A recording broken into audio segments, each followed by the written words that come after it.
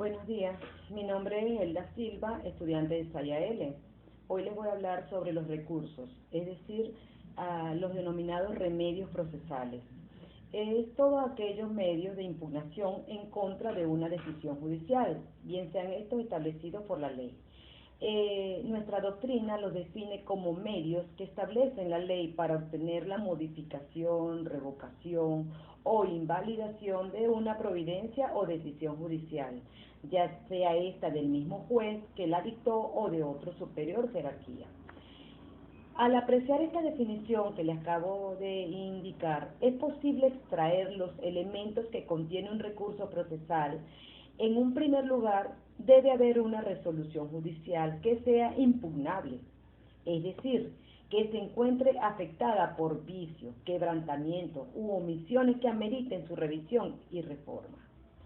El órgano que la pronunció, llamado tribunal, el órgano que debe conocer dicho recurso, llamado también tribunal, la parte que resultó agraviada por la sentencia impugnable y una decisión que va a modificar, revocar o invalidar a la recurrida. Los recursos generalmente se interponen ante el mismo tribunal que dictó la sentencia contra la cual se recurre, bien sean estas por vía de excepción.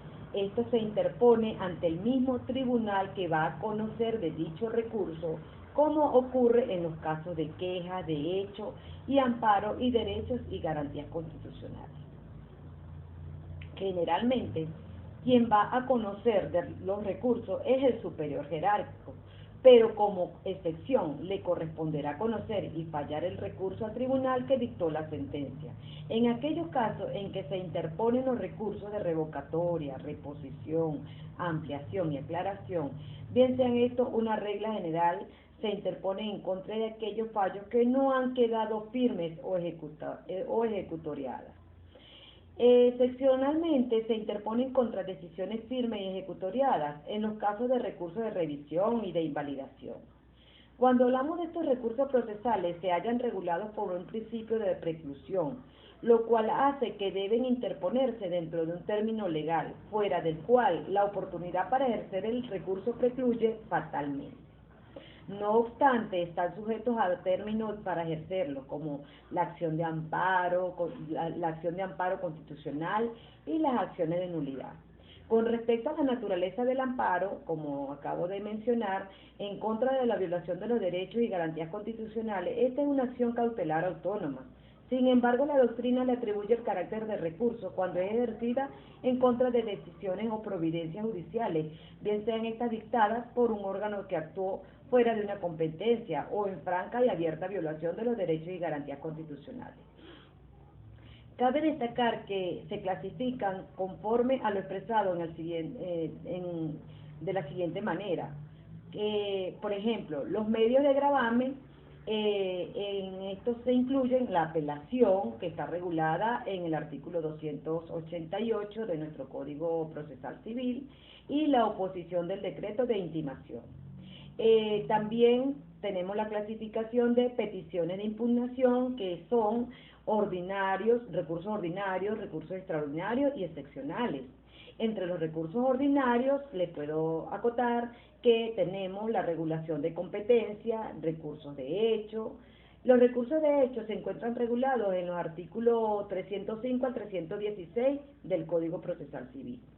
También tenemos el recurso como peticiones de impugnación del recurso ordinario, la ampliación de sentencia, las aclaratorias, recursos ordinarios de nulidad, oposición de partes a medidas cautelares, la revocatoria o reclamo. Todo es regulado por nuestro Código Procesal Civil. También entre las peticiones de impugnación como recursos extraordinarios, les puedo nombrar como el recurso de casación, que también se encuentra regulado en el artículo 312 y siguientes, así como la oposición de terceros al embargo. Entre peticiones de impugnación como recursos excepcionales, tenemos el recurso de invalidación. Estas clasificaciones también a estas clasificaciones de los recursos procesales se adicionan como las acciones de nulidad. Entre ellas tenemos el amparo contra decisiones judiciales, también la demanda de falsedad. También tenemos esas acciones de nulidad.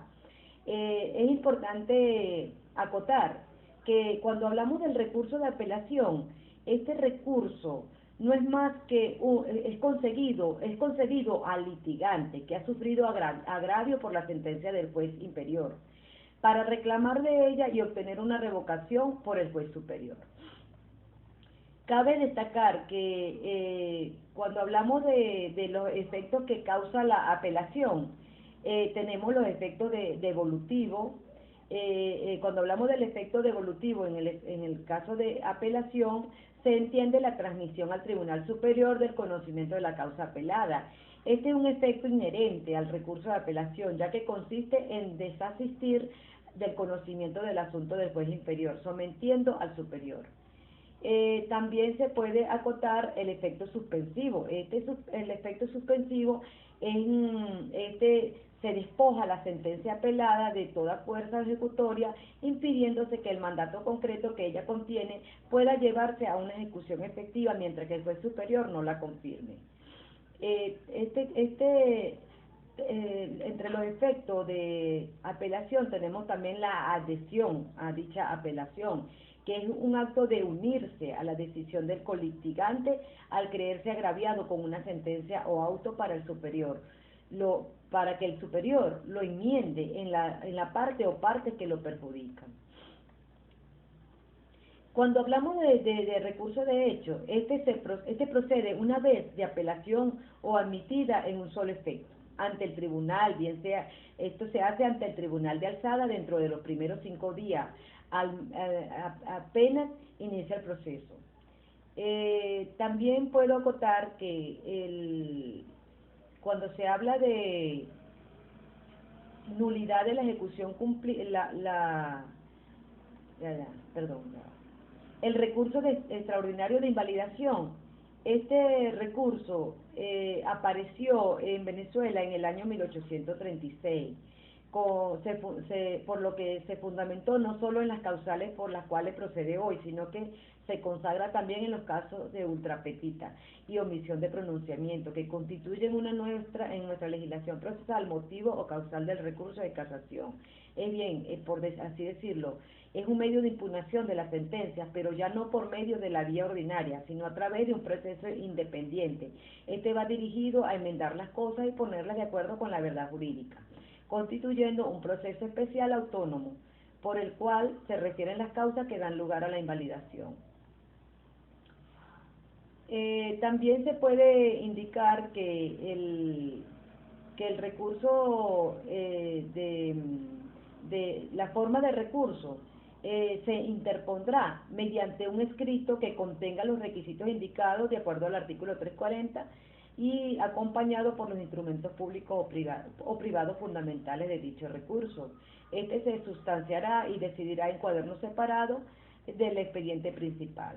Dicho procedimiento es admitir en primer momento el recurso ante el tribunal, y el tribunal ordenará la citación por la otra parte, y así sucesivamente hasta que la sentencia se comunicará para su cumplimiento y posteriormente se lleve a un juicio de instancia. Cuando hablo del acto de caducidad de dicho recurso, después de transcurridos los 3 meses que se haya declarado la falsedad del instrumento o se haya tenido la prueba de retención o de la sentencia que cause la cosa juzgada. El recurso extraordinario de casación es un examen parcial de la sentencia de segundo grado en los límites en que los errores de interpretación de la ley haya cometido el juez de segundo grado sean denunciados por el recurrente como motivo de casación y con base en las infracciones del orden público constitucional. Gracias.